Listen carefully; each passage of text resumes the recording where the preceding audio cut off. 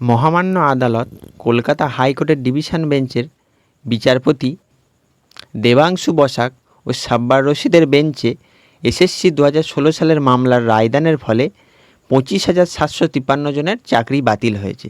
এই খবরটা অবশ্যই আপনারা বিভিন্ন সংবাদ মাধ্যমে শুনেছেন। আবার আপনারা এটাও শুনেছেন হয়তো যে এই 25,753 জন চাকরি প্রার্থী সুপ্রিম কোর্টের দ্বারস্থ হয়েছেন তাদের বিচারের জন্য। তো এমতো অবস্থায় কতগুলি প্রশ্ন উঠে আসে। তার মধ্যে দুটি অন্যতম প্রশ্ন হলো যে এই রায়ের ফয়সালা হওয়ার আগে পর্যন্ত তারা কি মাইনে পাবেন নাকি পাবেন না। এই এপ্রিল মাসে চাকরি যাওয়ার আগে পর্যন্ত তারা তো তাদের শ্রম দিয়েছেন, তো তারা এপ্রিল মাসের বেতন কি পাবেন? তো এই দুটি প্রশ্নের উত্তর যদি জানতে হয় তাহলে ভিডিওটিকে শুরু থেকে শেষ পর্যন্ত দেখতে হবে। আপনি কোন জেলা থেকে ভিডিওটি দেখছেন সেটি কমেন্ট করে জানাতে হবে এবং চ্যানেলটি সাবস্ক্রাইব করে অল বাটনটিকে অন করে রাখতে হবে।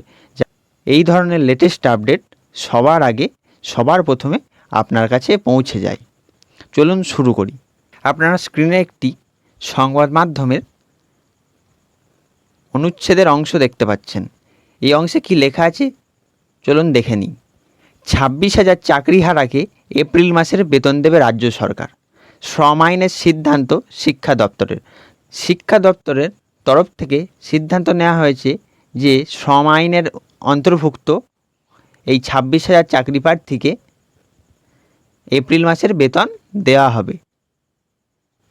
এছাড়া আরও কি লেখা রয়েছে দেখি।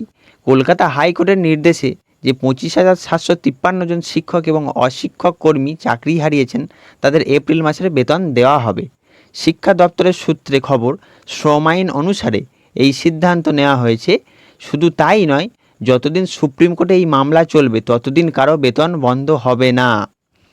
তো আপনারা বুঝতেই পারছেন যে যতদিন না আপনাদের সুপ্রিম কোর্টে এই মামলার ফায়সালা হচ্ছে ততদিন পর্যন্ত আপনারা সকলেই আপনাদের বেতন পাবেন।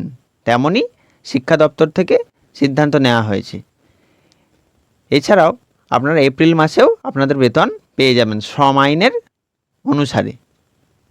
তো চলুন আমরা আরও একটি সংবাদ মাধ্যমের প্রতিবেদন দেখে নিই।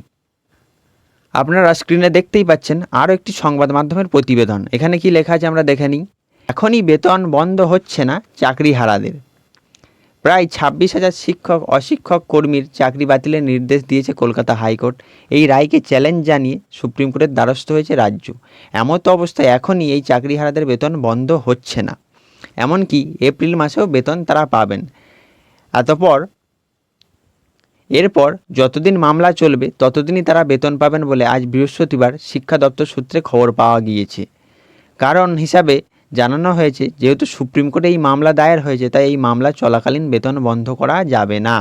তাহলে আপনারা নিশ্চয়ই এবার বুঝতেই পারছেন যে আপনারা এপ্রিল মাসেও বেতন পেতে চলেছেন। যতদিন না আপনাদের মামলার সুপ্রিম কোর্টে ফয়সালা হচ্ছে ততদিন পর্যন্ত আপনারা আপনাদের বেতন পাবেন, এমনটাই শিক্ষা দপ্তর সূত্রে খবর পাওয়া যাচ্ছে। তো এই ছিল আজকের ভিডিওটি ভালো লাগলে এটি লাইক করবেন, কমেন্ট করবেন এবং আপনাদের যে সকল বন্ধুরা বেতন নিয়ে চিন্তাভাবনা করছে তাদেরকে এই ভিডিওটিকে শেয়ার করে দেবেন এবং ভিডিওটি ভালো লাগলে কমেন্ট করে জানাবেন। ধন্যবাদ।